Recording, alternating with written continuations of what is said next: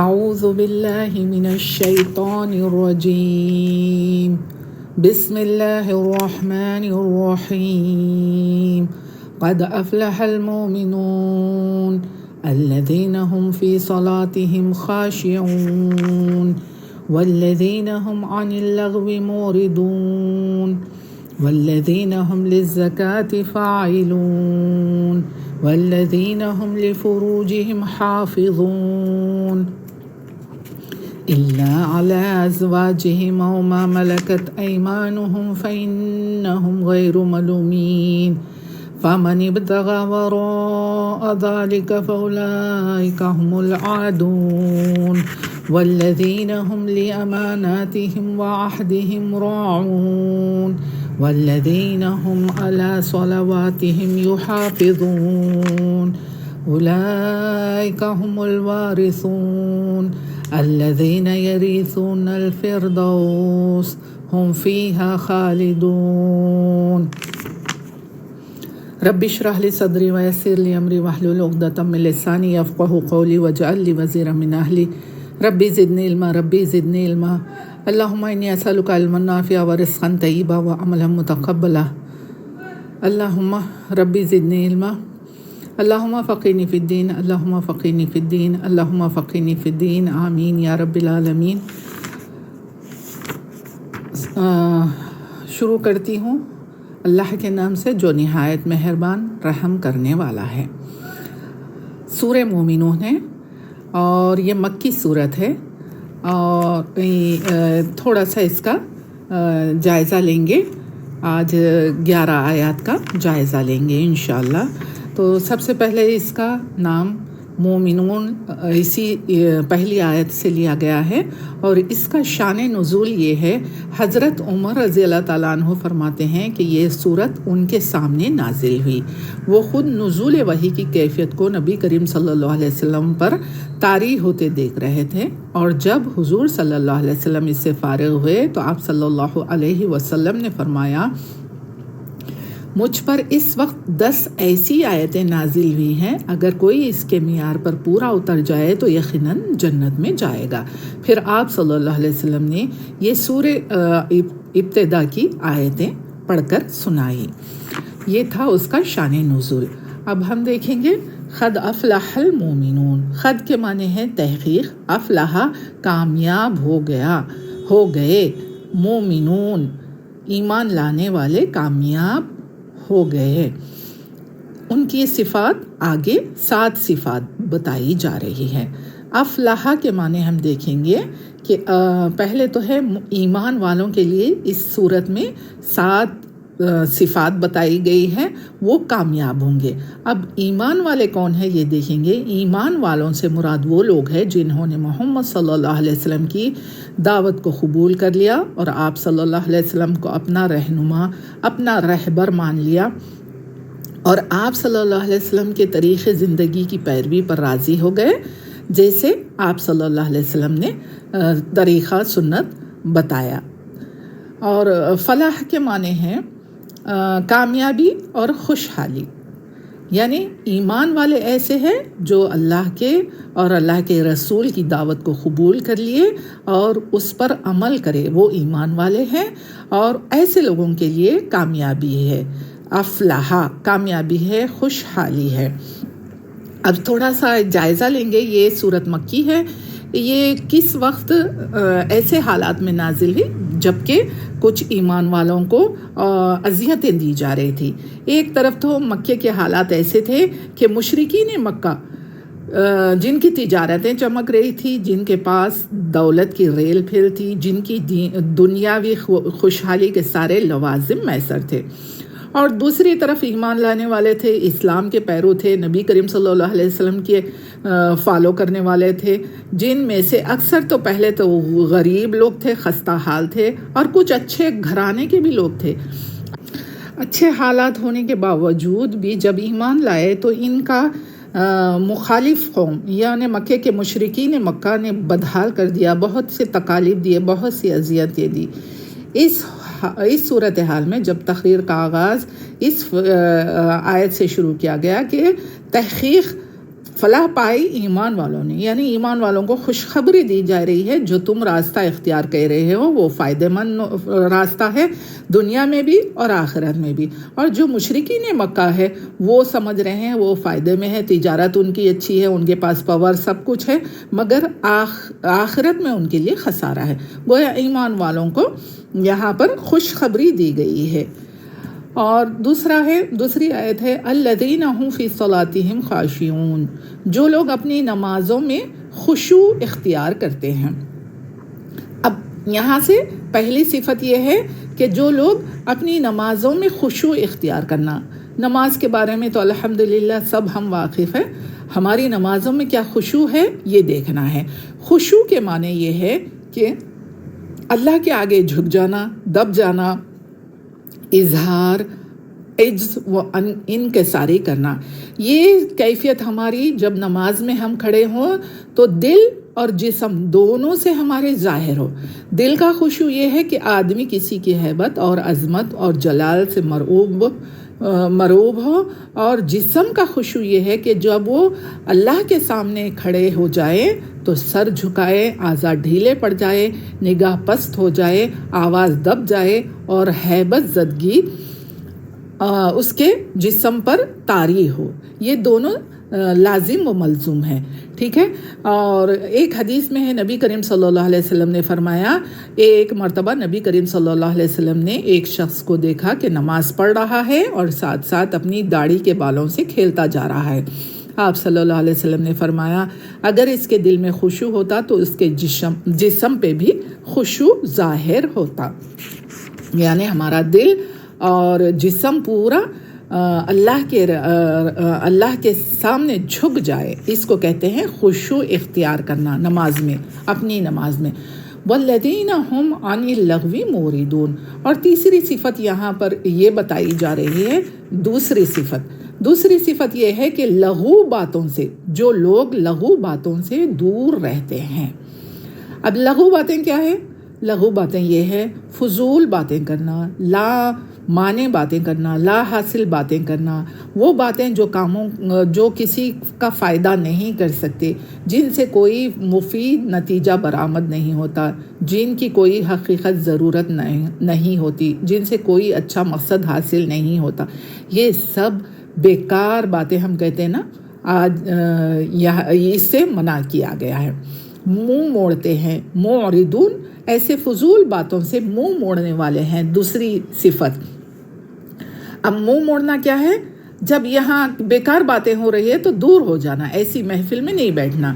وہی سورہ فرقان میں اللہ تعالیٰ فرما رہے ہیں، آیت نمبر 72، وَإِذَا مَرُّوا بِاللَّغْوِ مَرُّوا كِرَامًا، اور جب ایسے لوگ بیکار باتیں جہاں ہو رہی ہے تو وہ اٹھ کر اچھے طریقے سے نکل جاتے ہیں۔ اللہ تعالیٰ ہمارے اندر یہ صفت ڈال دے، آمین۔ ہمیں بہت فضول باتیں کرنے کی عادت ہے، اللہ معاف کرے، درگزر فرمائے۔ والذین هم للزکاۃ فاعلون، اور جو لوگ اپنی زکوٰۃ پر عمل کرنے والے ہیں۔ یہاں دیکھیں اللہ تعالیٰ فرما رہے ہیں، تیسری صفت یہ ہے کہ زکوٰۃ دیتے نہیں ہیں، یوتون الزکاۃ نہیں کہا یہاں پر، بلکہ یہ کہا ہے کہ زکوٰۃ پر عامل ہے، عمل کرتے ہیں۔ ایک تو ہم بار بار پڑھیں گے نماز کے ساتھ، زکوٰۃ کا حکم دیا گیا ہے، یوتون الزکاۃ، وہاں زکوٰۃ دینا ہے۔ یہاں پر فاعلون کے معنی یہ ہے اپنا تزکیہ کرنا، یعنی زکوٰۃ خود بھی دینا، دوسروں کو بھی بتانا، اور یہ محدود نہیں ہے بلکہ تزکیہ نفس، تزکیہ اخلاق، تزکیہ زندگی، تزکیہ مال، عرض، ہر پہلو کے نزدیک تزکیے کی وسیع مفہوم ہے۔ یہ زکوٰۃ پر عمل کرنے والے ہوتے ہیں۔ اور اس کے بعد اللہ تعالیٰ فرما رہے ہیں والذین هم لفروجہم حافظون، جو لوگ اپنی شرمگاہوں کی حفاظت کرتے ہیں۔ چوتھی صفت یہ ہے کہ اپنے شرمگاہوں کی حفاظت کرنا چاہیے۔ آپ صلی اللہ علیہ وسلم نے فرمایا کہ دو چیزوں کی مفہوم بتا رہی ہوں حدیث کا، دو چیزوں کی ضمانت دو، میں تمہیں جنت کی ضمانت دیتا ہوں۔ دو چیزیں کیا ہے؟ ایک زبان اور ایک اپنی شرمگاہ۔ یہ جو حفاظت کر لیں، رسول صلی اللہ علیہ وسلم کریں، میں تمہیں جنت کی ضمانت دیتا ہوں۔ یہ ہماری شرمگاہوں کی حفاظت ہے. ٹھیک ہے، حدیث میں ہے آپ اس کے دو مطلب ہے. شرمگاہوں کی حفاظت کرنا، اس کے مطلب یہ ہے کہ اپنے جسم کے قابل شرم حصوں کو چھپائے رکھنا، یعنی عریانی سے پرہیز کرنا، اور اپنا ستر دوسروں کے سامنے نہیں کھولنا. اور دوسرے معنی یہ ہے کہ اپنی عصمت اور عفت کو محفوظ رکھتے ہیں، جو اپنی شرمگاہوں کی حفاظت کرتے ہیں. چوتھی صفت یہ ہے الا علی ازواجہم او ما ملکت ایمانہم فانہم غیر ملومین، سوائے اپنی بیویوں کے اور جو ان کی کنیزیں ہیں، ملک یمین ہے، وہ ان کے قابل ملامت نہیں ہے. فَمَنِ ابْتَغَىٰ وَرَاءَ ذَلِكَ فَأُولَٰئِكَ هُمُ الْعَادُونَ، البتہ جو اس کے علاوہ جو کچھ چاہیں وہی زیادتی کرنے والے ہیں. یعنی بیوی اور ماں ملکت، کنیز کے علاوہ کسی اور کے پاس غلط استعمال کریں گے اپنی شرمگاہوں کا تو وہ حد سے گزرنے والے ہیں. یہاں یہ بتایا گیا ہے کہ ازواج اور آدمی کے لیے، ازواج یعنی بیویاں اور کنیزیں. اب دیکھیں کنیز ازواج تو 4 ہمیں اسلام میں اجازت ہے، مگر کنیز دیکھیں، کنیز کا یہ بہت اچھی تفسیر، بہت اچھا سمجھائش مولانا مودودی سورہ مومنون میں اچھا بہترین طریقے سے سمجھائے کہ لونڈی، باندی اور کنیز کس کو کہتے ہیں. بیوی تو وہ ہے جو نکاح میں آئی ہوئی ہے، مگر جب اسلام آیا، ہمارا اسلام آنے سے پہلے یہ ہوتا تھا کہ جنگ ہوتی تھی، جتنی بھی عورتیں آ گئی وہ اپنی کنیزیں ہو جاتی تھی. تقسیم ہمارے پاس آئی، اسلامی حکومت اگر اسلامی جنگ کرے کافروں سے تو جو حاکم ہوتا ہے، جو حکمران ہوتا ہے، وہ کنیزوں کی تقسیم کرتے ہیں. ٹھیک ہے، تو یہ اسلام آنے سے بھی پہلے جائز تھا کنیزیں. اب فرق اس میں یہ ہے اگر کنیز سے نکاح کر لے تو پھر وہ بھی بیوی ہو جائے گی. کیوں اللہ تعالیٰ نے الگ اس کا ذکر کیا؟ اسی لیے کہ کنیز جو جنگ میں آتی ہیں، جیتنے کے بعد جنگ اسلامی حالات میں اسلامی جہاد اگر کرے تو جو عورتیں کافروں کی آتی ہے ان کو کنیز بنا کر رکھتے تھے. اب اس کی تفصیل بہت اچھی بہترین لکھی سورہ مومنون میں، آپ کو اگر دلچسپی ہے تو پڑھ لیں، کیونکہ اس میں بہت بڑے اختلاف ہے. ٹھیک ہے، ما ملکت یمین، یہ اس میں تو نبی کریم صلی اللہ علیہ وسلم جب اسلام آ گیا تو نبی کریم صلی اللہ علیہ وسلم یعنی اس وقت تک یہ جائز تھی. اب آج کے دور میں کوئی ایسی لڑائی نہیں ہو رہی کفار سے کہ اسلام کے لیے کہ ان کی عورتیں آ گئی تو ہمارے لیے حلال ہے، نہیں، بلکہ بہت سی اچھی تفسیر انہوں نے لکھی. متاع کس کو کہتے ہیں، ایرانی لوگ غلط مطلب نکال رہے ہیں، اس سے بہت اچھی تفصیل ہے، اتنے کم ٹائم میں ہم نہیں بتا سکتے. تو آپ کو دلچسپی ہے تو پڑھ لیں. مگر اتنا مجھے یہ بتانا ہے کہ عرب لوگ کیا کرتے ہیں، جو 24 گھنٹے کی خدامہ ہوتی ہیں اس کو بھی یہ کنیز سمجھتے ہیں. نعوذ باللہ، نعوذ باللہ، یہ غلط ہے. یہ ہم تنخواہ دے کے رکھ رہے ہیں، چاہے 2 گھنٹے کی رکھو، چاہے 24 گھنٹے کی خدامہ رکھو. ٹھیک ہے، تو یہ غلط مطلب نکال کر غلط وہ ہو رہے ہیں، غلط نکاح ہو رہے ہیں. جس کا دل بولا نکاح کرنا، متاع کہتے ہیں اس کو، 1 مہینہ 2 مہینے کے لیے ایرانی لوگ کرتے ہیں نا، تو یہ غلط وبا آج پھیلی ہوئی ہے، تو اس سے بچنا چاہیے ہم کو. اچھا، 2 صورتیں جائز ہے، ایک نکاح کے ذریعے اور دوسرا اگر اسلامی کنٹری کے حساب سے جنگ کریں گے، وہ عورتیں ہمارے حق میں آ جائے آدمیوں کے لیے تو وہ بغیر نکاح کے جائز ہوں گی. ٹھیک ہے، اب یہ 2 جائز صورتیں آدمیوں کے لیے ہیں. اور اس کے علاوہ بھی کوئی ابھی اپنی خواہش نفس کو پورا کریں، کوئی بھی طریقہ ہو، غلط طریقہ ہو، لواطت ہو، جو بھی آج گندے طریقے ہیں وہ سب حرام ہیں. ٹھیک ہے، اور حد سے گزرنے والے ہیں. یہاں پر اس کی بات بتائی جا رہی ہے کہ وہ 2 طریقے، ایک بیوی اور ایک کنیز، 2 حلال طریقے ہیں. اچھا، آزادی کے ساتھ اپنی شہوت بھی غلط استعمال نہیں کر سکتے. یہ دو کے علاوہ وہی حد سے گزرنے والے ہیں. عادون کے معنی ہے تجاوز کرنا، حد سے گزر جانا. تو یہ سب معنی آئیں گے انشاءاللہ. اللہ ہم کو اس 30 صفت پر عمل کی توفیق دے. آمین. ٹھیک ہے، اب ما ملکت کے معنی آپ لوگ کتاب میں پڑھ لیجئے. والذین ہم لاماناتہم وعہدہم راعون، جو لوگ اپنی امانتوں اور عہد کا پاس رکھتے ہیں. اب چھٹی صفت، 5ویں صفت یہ ہے کہ امانت کی حفاظت کرنا. ٹھیک ہے، امانت کیا ہوتی ہے؟ سب سے پہلے امانت کس کو کہتے ہیں؟ اللہ کی امانت. اللہ تعالیٰ سے ہم نے ہمارے پاس امانت ہے، ہمارے ہسبینڈ، ہمارے بچے، ہمارے سب کچھ یہ اللہ کی امانت ہے. یہ جان ہماری اللہ کی امانت ہے. ہماری اولاد کی جان ہمارے سامنے کئی لوگوں کے ایسے ہو رہے ہیں، اولادوں کے انتقال ہو رہا ہے.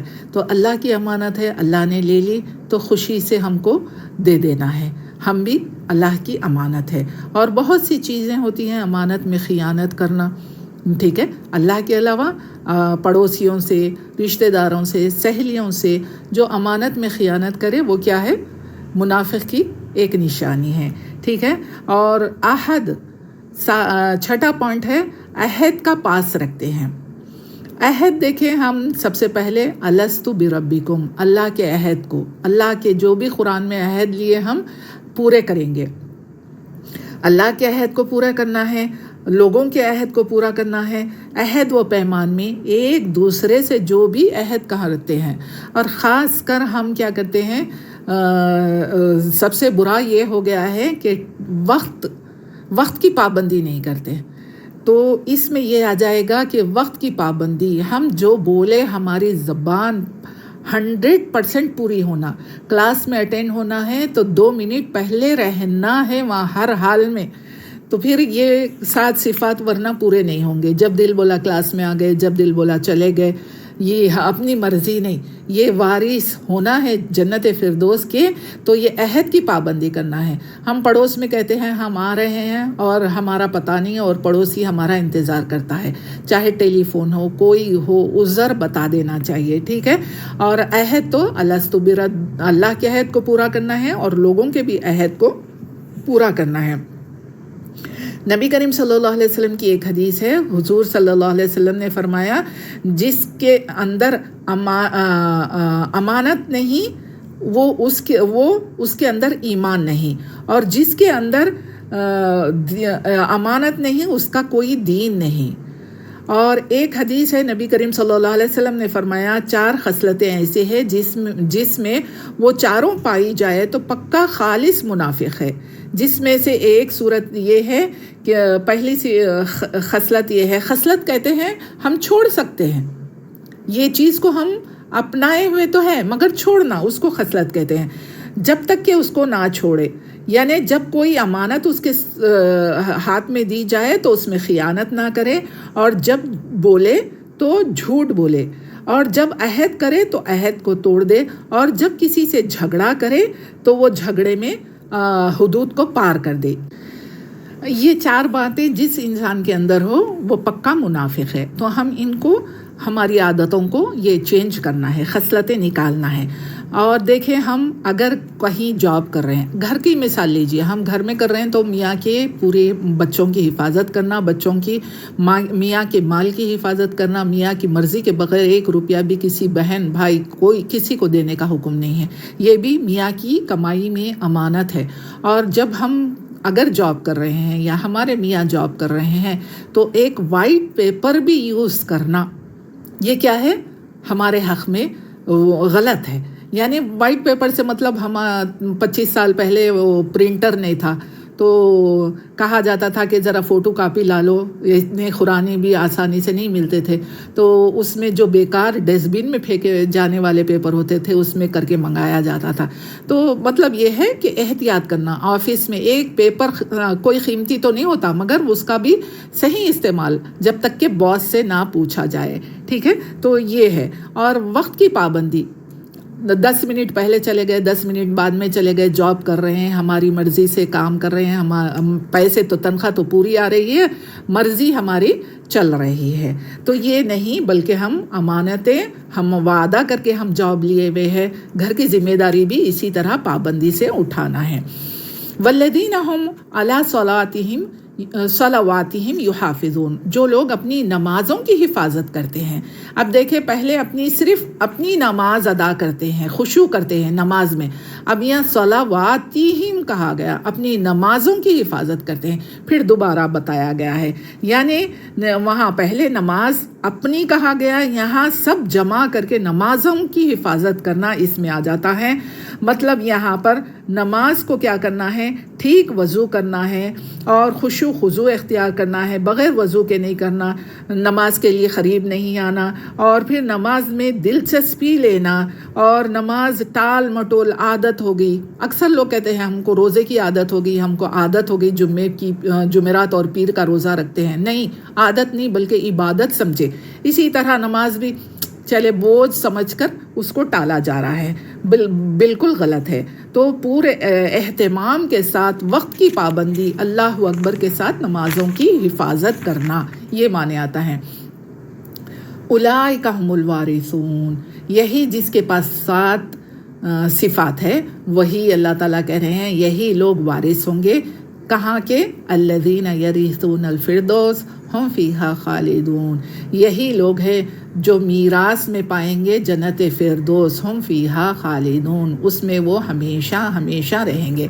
अब जन्नत फिरदौस की हर इंसान के पास अपनी अपनी लैंग्वेज में कोई पैराडाइज कहते हैं, कुछ ईरानी कुछ लोग कहते हैं। तो यानी हर कौम ये इसको जानते हैं कि जन्नत है, जन्नत फिरदौस। तो हमें यहाँ अल्लाह ये 7 सिफ़ात जिसके पास है, क्या कहा जा रहा है? पहली सिफत ये है कि अपने नमाज़ों में खुशू इख्तियार करते हैं, फजूल बातों से दूर रहते हैं। तीसरा, ज़कात के आमिल है। चौथा, अपनी शर्मगाहों की हिफाजत करते हैं और अपनी अमानतों और अहदों का ख्याल रखते हैं और नमाज़ों की हिफाजत करते हैं। यही लोग जन्नत फिरदौस के वारिस है। और सूरह कहफ में हम पढ़ते हैं, इन्नल्लज़ीना आमनू व आमिलुस्सॉलिहाति कानत लहुम जन्नातुल फिरदौसी नुज़ुला, जो लोग ईमान लाए और अमल सालिहात, 2 चीज़ें हैं, उनके लिए फिरदौस में बागात है, उनकी मेहमानदारी होगी। अब वो फिरदौस,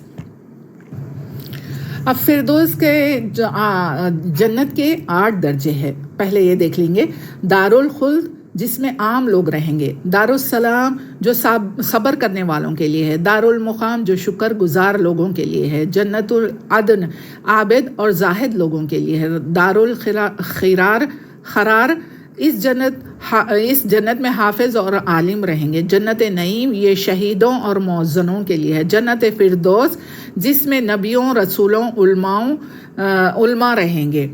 जन्नत फिरदौस के ऊपर एक गुरफा नूर है, ये मुकाम हज़रत मोहम्मद सल्लल्लाहु अलैहि वसल्लम के लिए है, मुकाम महमूद और वसीला जन्नत के ख़ास आप सल्लल्लाहु अलैहि वसल्लम को अता किया जाएगा। इसी जन्नत से 4 नहरें बह रही होंगी, जिसमें पानी, दूध और शराब और खालिश शहद की नहरें होंगी। जन्नत फिरदौस के माने हैं सरसब्ज़ वादी, जिसमें हर किस्म के फल और फूल मौजूद होंगे। गोया जन्नत फिरदौस जन्नत का वो हिस्सा है जिसमें ठंडी छाँव वाले सरसब्ज़ दरख्त होंगे, फूलों की खुशबू से मुअत्तर होंगे, हर किस्म के फल और फूल होंगे। इसी जगह के लिए आप सल्लल्लाहु अलैहि वसल्लम ने मुसलमानों को दुआ सिखाई, अल्लाहुम्मा इन्नी असअलुकल जन्नतल फिरदौस। आप सल्लल्लाहु अलैहि वसल्लम ने फरमाया, जब अल्लाह से सवाल करो तो जन्नत फिरदौस का सवाल करो। जन्नत फिरदौस जो जन्नत का आला हिस्सा है, जहाँ से जन्नत की दूसरी नहरें बहती होंगी। हम सबसे दुआ है, अल्लाहुम्मा अजअलना मिनहुम, अल्लाह ताला जन्नत फिरदौस में हम सबको जगह दे और ये 7 सिफ़ात पर अमल करने की तौफ़ीक़ दे और हमारे लिए इस रमज़ान को आसानी के साथ और क़बूलियत के साथ, सेहत के साथ, ईमान और अमल के साथ हमको ये रमज़ान में سب کے صحت کے ساتھ رکھے، آمین۔ وآخر الدعوانا ان الحمد للہ رب العالمین، سبحانک اللہم بحمدک، اشہد ان لا الہ الا انت، استغفرک واتوب الیک۔ یا رب ہماری آج کے پڑھنے کو اور ہمارے بیٹھنے کو قبول کر لے اور ہم کو جنت فردوس کا وارث بنا دے، آمین یا رب العالمین۔